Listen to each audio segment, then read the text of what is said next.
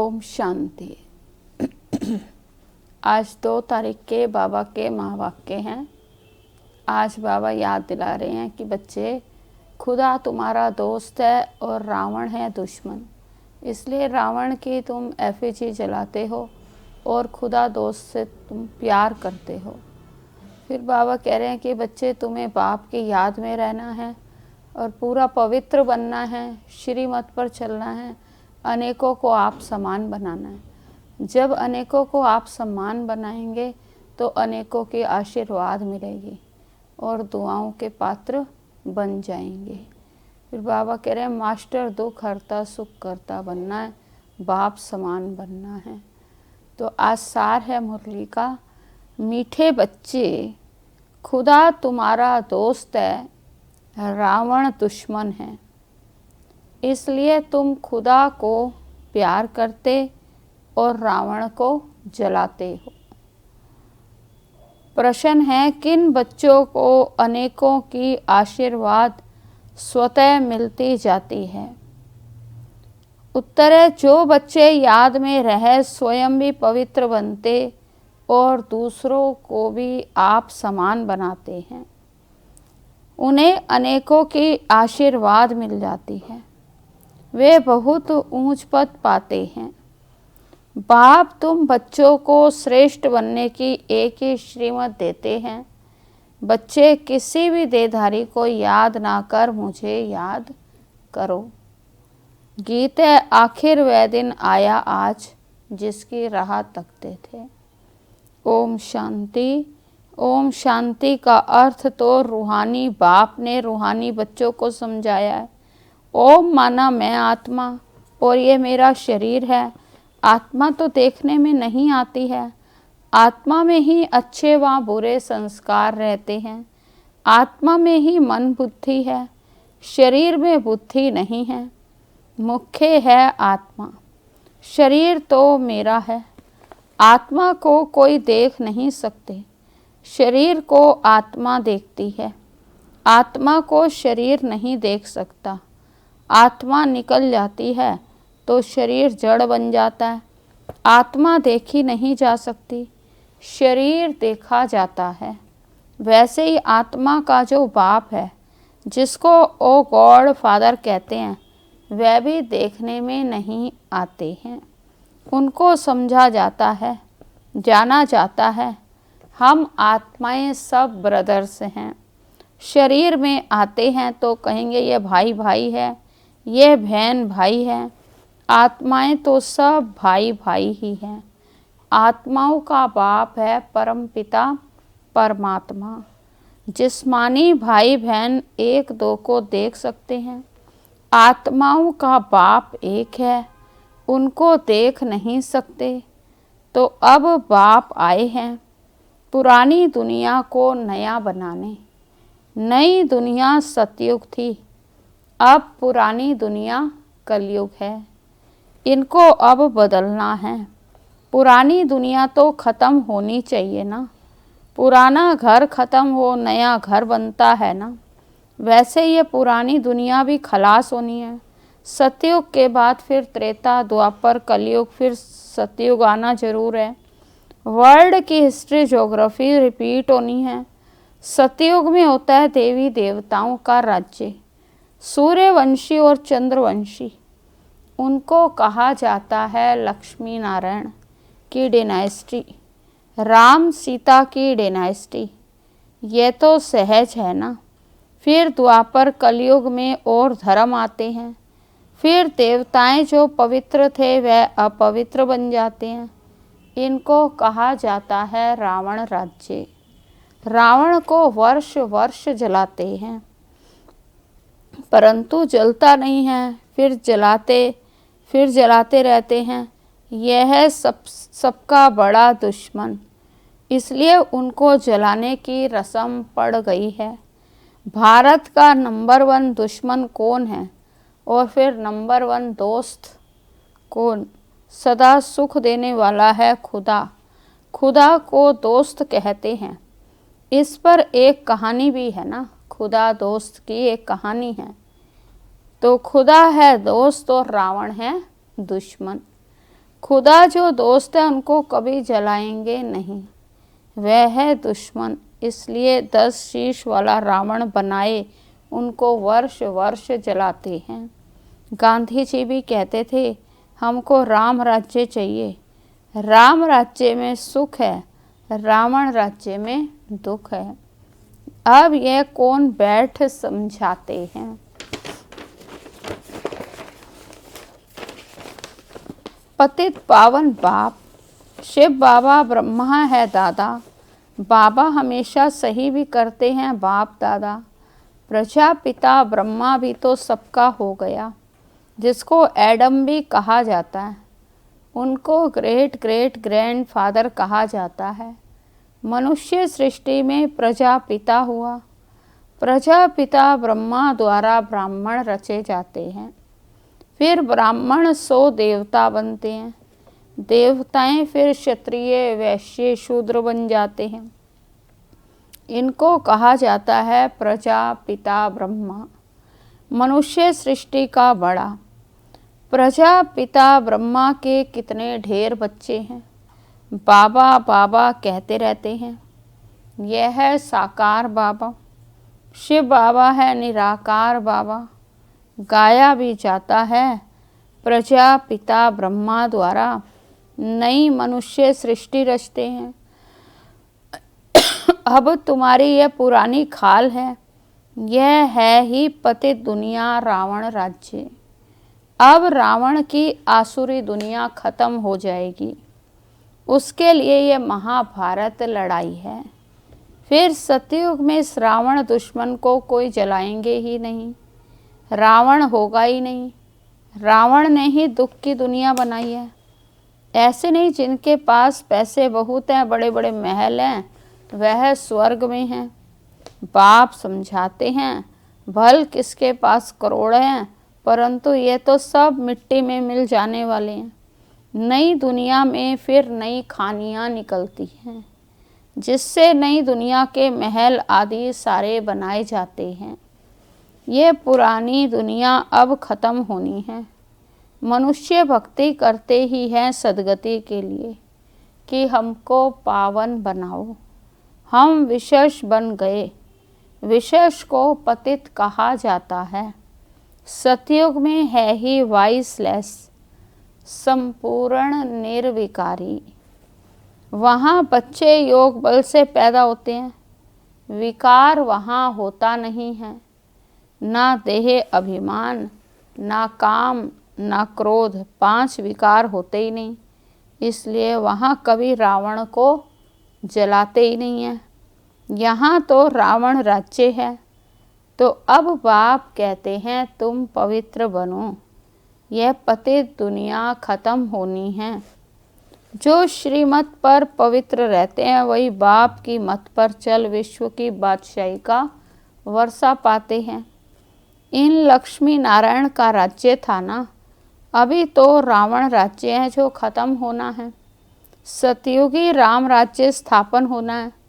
सतयुग में बहुत थोड़े मनुष्य रहते हैं, कैपिटल दिल्ली रहती है, जहाँ लक्ष्मी नारायण का राज्य होता है।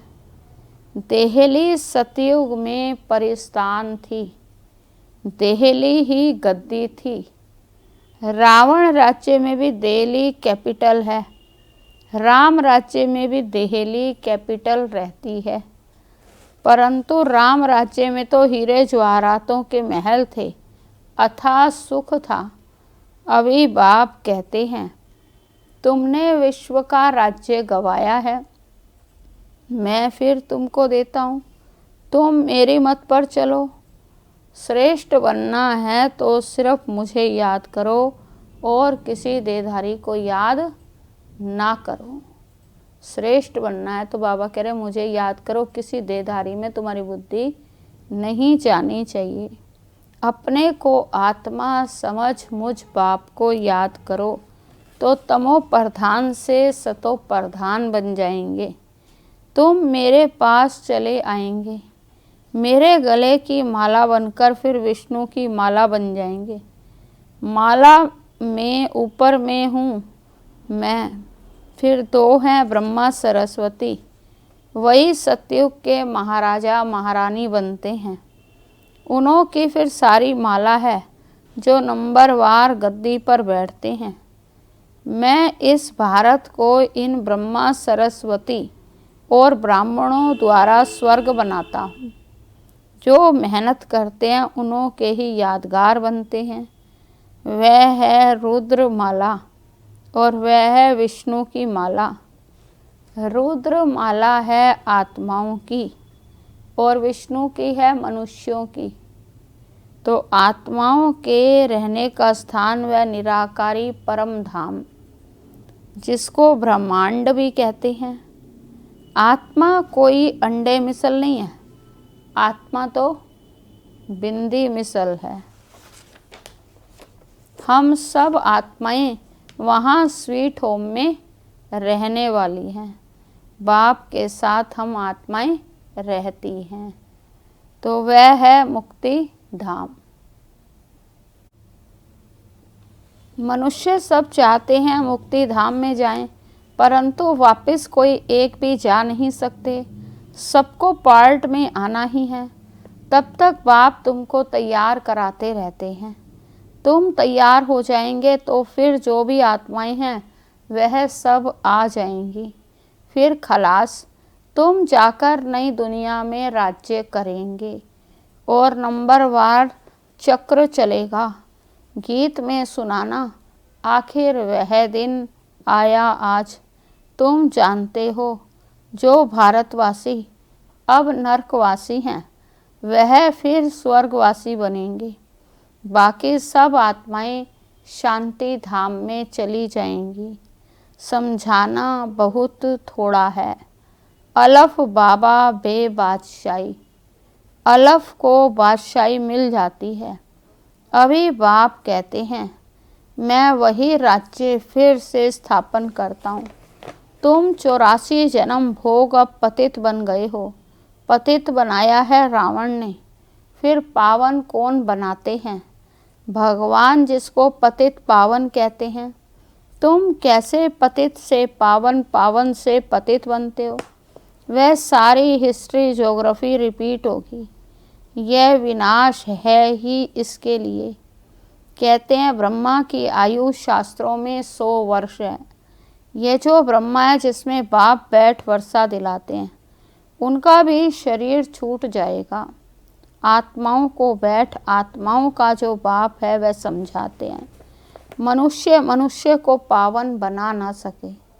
देवताएं कभी विकार से नहीं पैदा होते। पुनर्जन्म तो सब लेते आते हैं। बाप कितना अच्छी तरह से समझाते हैं कि कहाँ तकदीर जग जाए। बाप आते ही हैं मनुष्य मात्र की तकदीर जगाने। सब पतित दुखी है ना, त्राही त्राही कर विनाश हो जाएंगे। इसलिए बाप कहते हैं त्राही त्राही करने के पहले मुझ बेहद के बाप से वर्षा ले लो। ये जो कुछ दुनिया में देखते हो ये सब खत्म हो जाना है। Fall of Bharat, rise of Bharat इसका ही खेल है।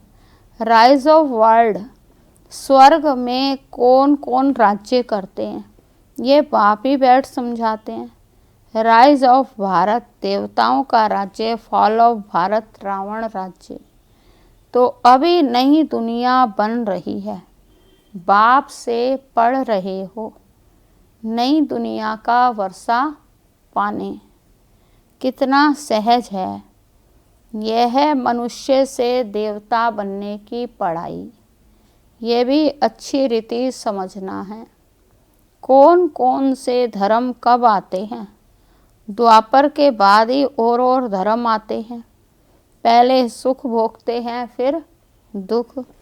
ये सारा चक्र बुद्धि में बिठाना होता है, जिससे तुम चक्रवर्ती महाराजा महारानी बनते हो। सिर्फ अलफ और बे को समझना है। अब विनाश तो होना ही है। हंगामा इतना हो जाएगा जो विलायत से फिर भी आ नहीं सकेंगी।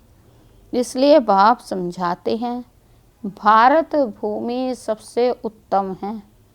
जबरदस्त लड़ाई लगेगी, फिर वहाँ के वहाँ ही रह जाएंगे।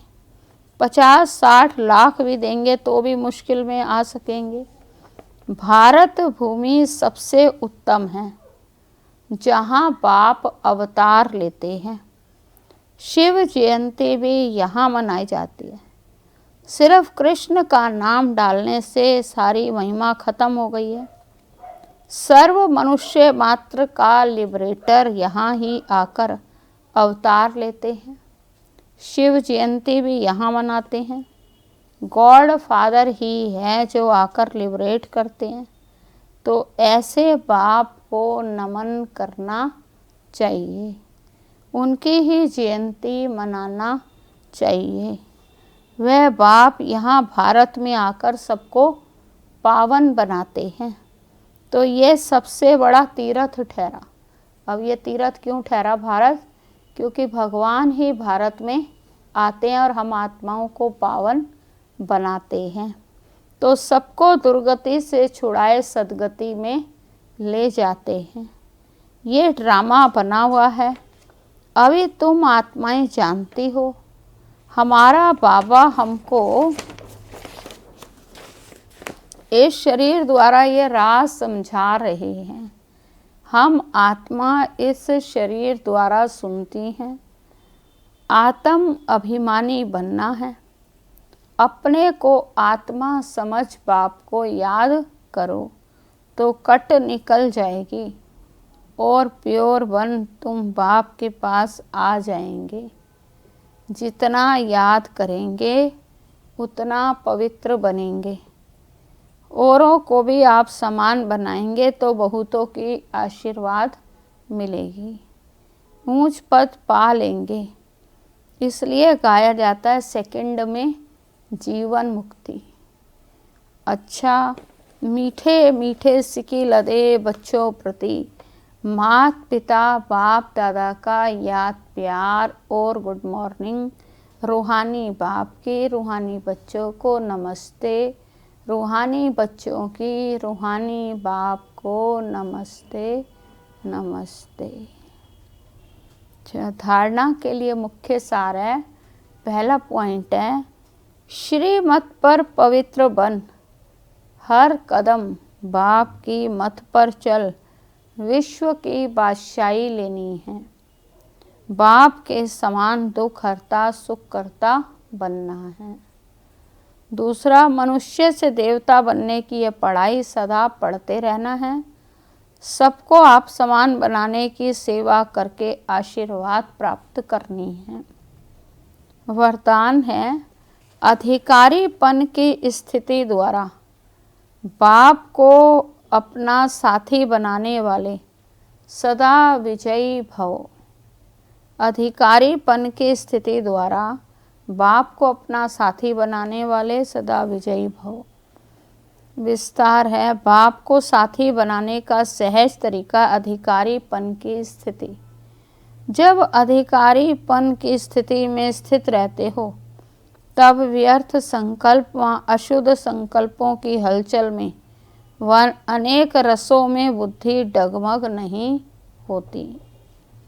बुद्धि की एकाग्रता द्वारा सामना करने, परखने व निर्णय करने की शक्ति आ जाती है, जो सहज ही माया के अनेक प्रकार के वार से विजयी बना देते। बुद्धि की एकाग्रता द्वारा सामना करने की, परखने की और निर्णय करने की शक्ति आ जाती है। और बाबा कह रहे हैं कि ये जो सहज ही माया के अनेक प्रकार के वार से विजयी बना देती है। स्लोगन है, राजयोगी वह जो सेकंड में सार से विस्तार और विस्तार से सार में जाने के अभ्यासी है। राजयोगी वह है जो सेकंड में सार से विस्तार और विस्तार से सार में जाने के अभ्यासी हैं। ओम शांति।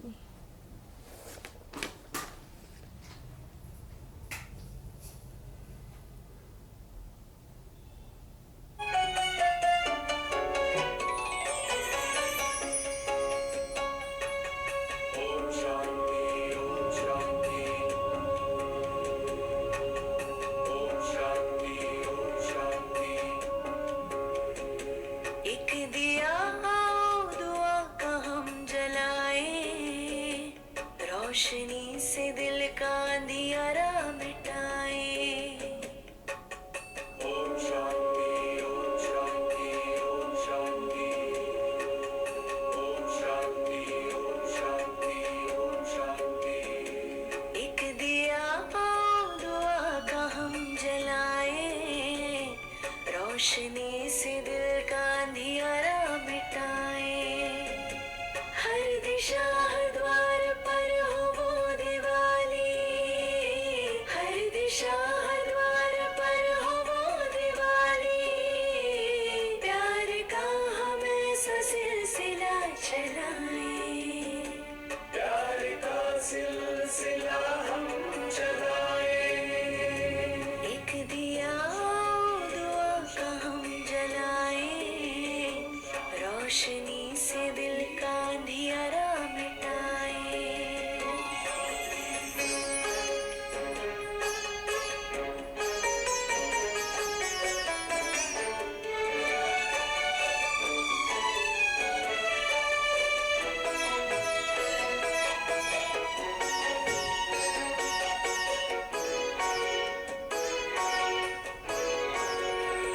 दिया वो माटी का जो आंधियों से लड़ता है, तू दाता का दिया क्यों मुश्किलों से डरता है। दिया वो माटी का जो आंधियों से लड़ता है, तू दाता का दिया क्यों मुश्किलों से डरता है।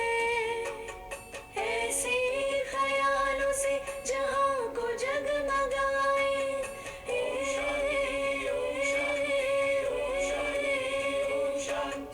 ऐसे ख्यालों से जहां को जगमगाए। प्यार का हम ऐसा सिलसिला चलाए।